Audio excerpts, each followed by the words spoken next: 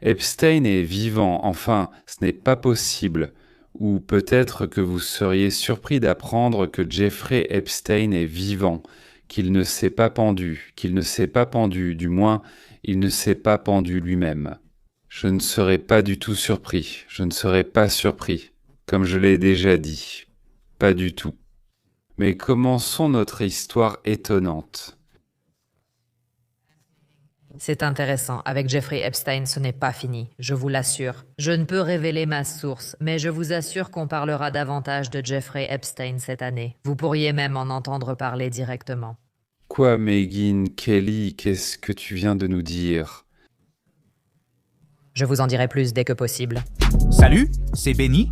Parmi toutes les révélations sur l'affaire Jeffrey Epstein, la plus importante est celle-ci. Jeffrey Epstein est vivant. Mais le plus intéressant, messieurs, bien sûr, nous attend encore devant, Jeffrey. Il est mort, si c'est vrai, le 10 août 2019. Mais l'affaire, vous savez, ce n'est pas une question d'ancienneté, mais disons si c'était une farce, par exemple, c'est-à-dire, imaginons que c'était une mise en scène. Mais cela signifie qu'après sa sortie de prison, il ne restait qu'une petite partie du mandat de Trump, puis tout le mandat de Biden. Et Jeffrey était sous le contrôle de quelqu'un, quelque part. Et tout le monde gardait le silence. Certains cachèrent cela à Trump, d'autres faisaient en croire aux démocrates qu'il était fini pour en profiter puis retourner la situation contre eux. Un document issu de la fuite des dossiers d'Epstein, où il y a des millions et des millions de photos, de vidéos, d'emails, de messages textes personnels, de correspondances qui ont été publiées par le ministère de la Justice vendredi. Un document prouve qu'il s'agissait peut-être d'un travail interne et que l'informateur avait raison. Quelqu'un de l'intérieur a révélé l'affaire concernant la mort d'Epstein. L'histoire n'est pas tout à fait telle qu'on la raconte. Ce témoin du FBI a dit beaucoup de choses intéressantes. Il disait qu'une énorme quantité d'informations, de fichiers provenant des ordinateurs, étaient tarodétruits avant l'arrivée des républicains.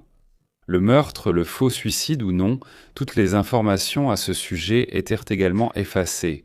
Pourquoi étaient-elles effacées? Pourquoi étaient-elles détruites?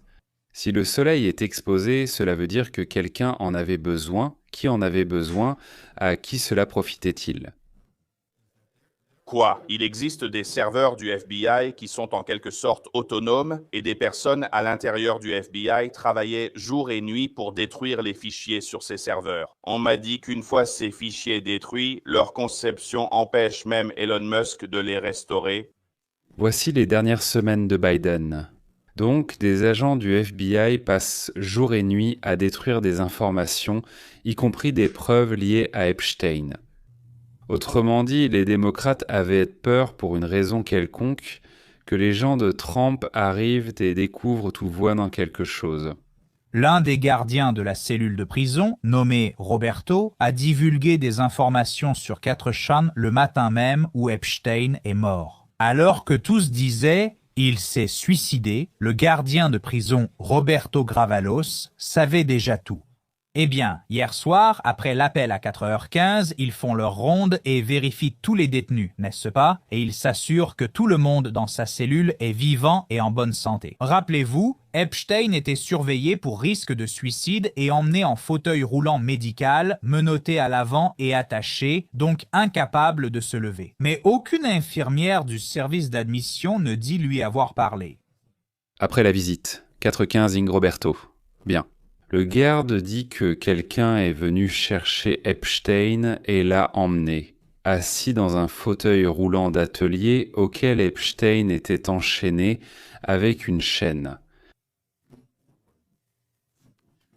Je ne sais pas, il avait une couverture donc on voyait peu.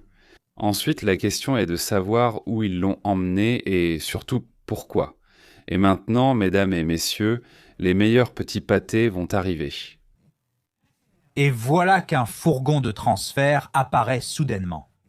Aucune libération n'a lieu le week-end sans ordonnance du juge, donc personne n'aurait dû sortir de prison. Le fourgon arrive, il est aussitôt mis à l'isolement, puis se pend. Le souci, c'est que ce fourgon de transfert n'a même pas été enregistré. Donc à 4 heures du matin, Epstein est emmené quelque part, on le transporte en fauteuil roulant, il est menotté, on l'emmène à la clinique Epstein, mais il n'arrive même pas à la clinique parce que, bon, où d'autre emmener quelqu'un en fauteuil roulant? Eh bien, à la clinique, il ne va pas bien, on l'emmène à la clinique, mais alors, où exactement? Un peu plus tard, donc, Venn arrive, il ressemble beaucoup à des convoyeurs de prison ordinaires, normaux. Mais il n'y a pas d'ordre de transfert pour Epstein, il n'y en avait pas et il n'y en a pas, et le dimanche, en général, on ne transfère personne du tout. Il est tout à fait possible que Venn ait apporté quelque chose d'inconnu aussi. Après cela, on transporte Epstein ou pas Epstein, on ne sait pas. Peut-être qu'on transporte un corps dans une cellule individuelle et il y met fin à ses jours.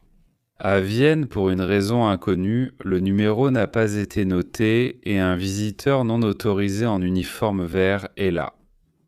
Epstein, entre autres, donc, se suicide, enfin soit il se suicide, soit le corps qu'ils ont amené se pend, ou alors c'est autre chose.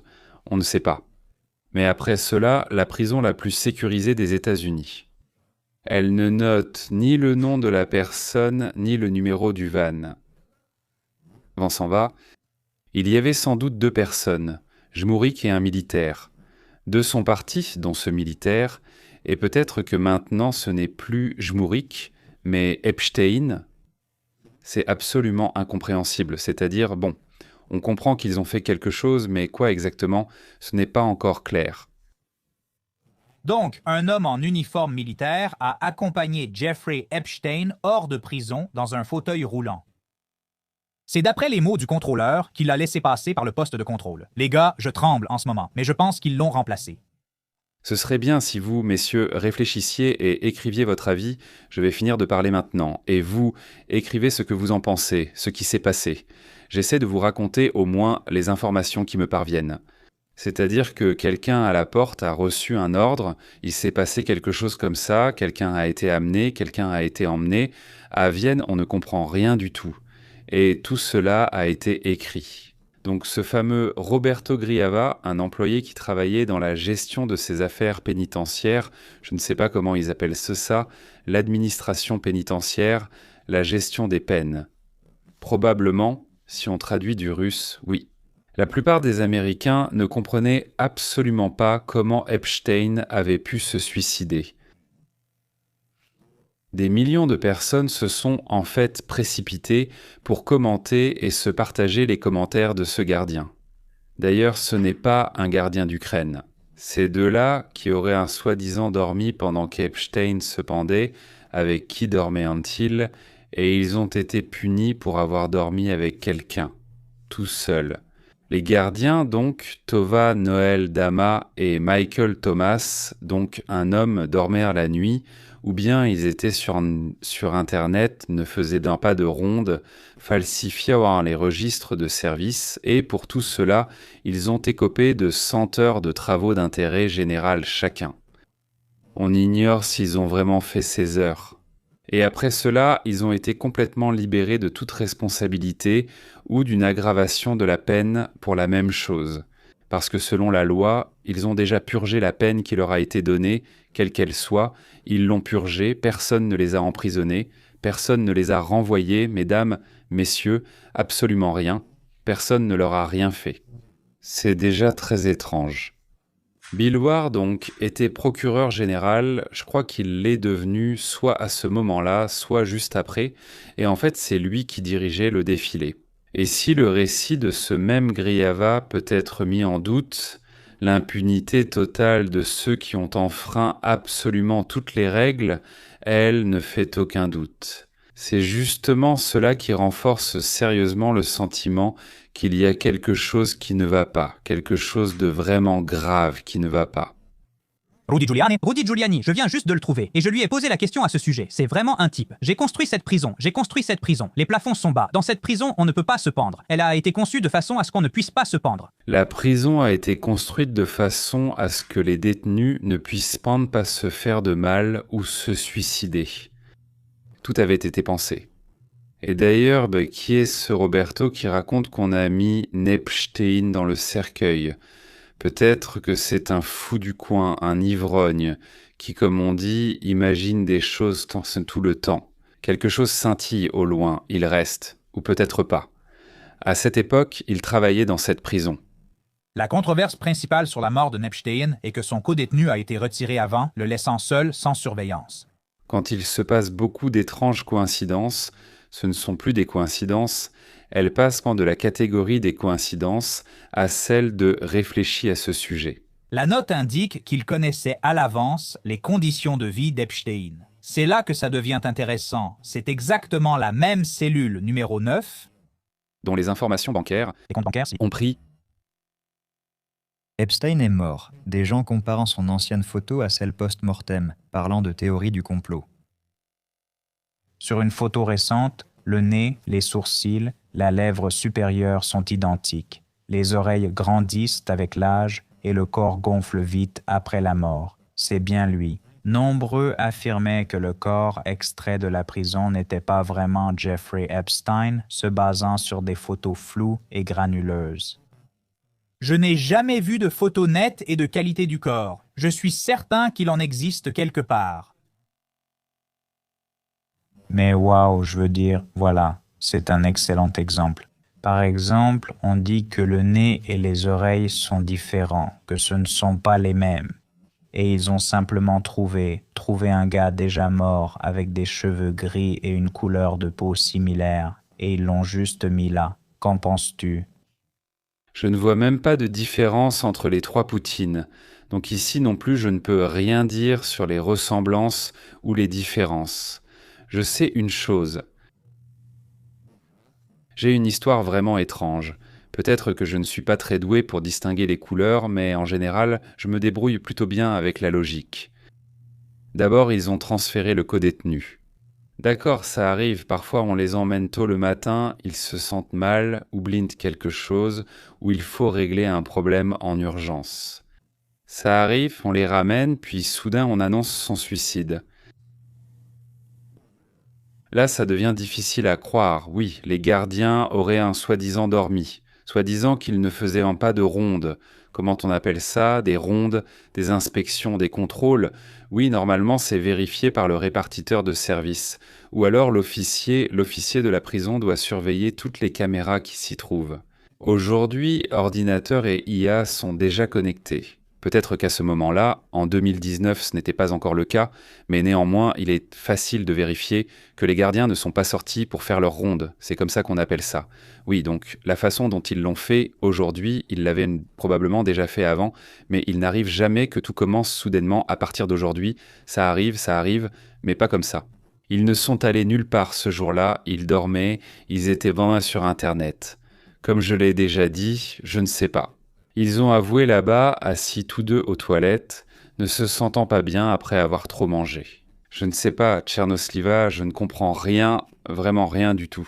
Parce qu'après avoir terminé toute sa vie, il a réussi d'une manière si rusée et si discrète que même tous les architectes, tous les constructeurs, les consultants en prévention n'auraient pas pu l'imaginer. Il s'est montré si rusé et intelligent qu'il a inventé une manière inédite de se suicider dans un lieu où c'est normalement impossible. Eh bien, Rudy Giuliani affirme qu'il est impossible de se pendre là-bas, et personne n'a été puni. Il cherche la personne qui a déclaré qu'il savait avec certitude qu'Epstein était en danger, qu'il vivait sous la menace. Et vous pouvez voir que les gardiens n'auraient pas pu voir ce qui se passait à l'intérieur de la cellule. Le lit et son cadre sont en place, et le plafond si bas rendrait presque impossible de se pendre ici. Moi, personnellement, je ne croyais pas, bien sûr, que Jeffrey Epstein s'était suicidé. Nous allons le voir. Je l'ai affirmé il y a très très longtemps. Je me fiche complètement de ce que quiconque peut me dire. Pourquoi autant de draps si la personne est surveillée pour risque de suicide? Voici à quoi ressemblait sa cellule sous surveillance. Regardez. Oui. Je ne vais certainement pas gober ça. Voici un véritable expert qui a dirigé la planification et la construction de cette prison. Rudy Giuliani. Selon vous, est-il crédible que Jeffrey Epstein ait pu être libéré secrètement et que tout ait été orchestré? Eh bien sûr, cela semble invraisemblable, mais il existe des preuves que cela aurait pu arriver, c'est pourquoi il fallait enquêter plus minutieusement pour le réfuter. Barr s'est initialement récusé lorsqu'il cherchait à devenir procureur général. Il a ensuite tranché cette affaire, déclarant sans ambiguïté qu'il ne s'agissait pas d'un suicide. Nous apprenons aussi que le père de Barr l'a embauché alors qu'il était jeune et sans expérience. Cela aurait pu être tout à fait innocent. Peut-être que ce n'est pas tout à fait innocent. A-t-il déjà vraiment fait l'objet d'une enquête? On dirait que non. Tout cela est étrange et j'ai bien peur que nous ne le sachions jamais. Nous ne croirons plus aucune explication, sauf si Jeffrey apparaît demain et dit « Oui, je plaisantais là-bas ». Depuis 2019, je me promenais sur la plage et je me suis perdu. Ça arrive. Moi, j'ai même été enlevé par ces extraterrestres dans une soucoupe et avec une fourchette. Est-ce que je crois qu'Epstein est vivant? Je ne sais pas, mais si on pose la question autrement, disons, est-ce que je crois plus qu'Epstein s'est pendu ou est-ce que je crois plus qu'on l'a emmené et envoyé à l'étranger? Là, on pense à Israël et on l'associe tout le temps au Mossad pour une raison quelconque, en tout cas, les antisémites, c'est certain. Ils estiment que associer Israël et les Juifs à Epstein est terrible. D'accord, donc, entre ces deux options, j'en connais beaucoup plus sur l'une d'elles. Je crois plus qu'il est maintenant sur une montagne ou dans une grotte plutôt que d'être en enfer pour s'être suicidé. Bon, il ira en enfer pour autre chose, mais je pense quand même qu'il n'y a pas eu le péché du suicide. C'est tout pour aujourd'hui, mesdames et messieurs. Je reviendrai à l'antenne dès qu'il y aura du nouveau.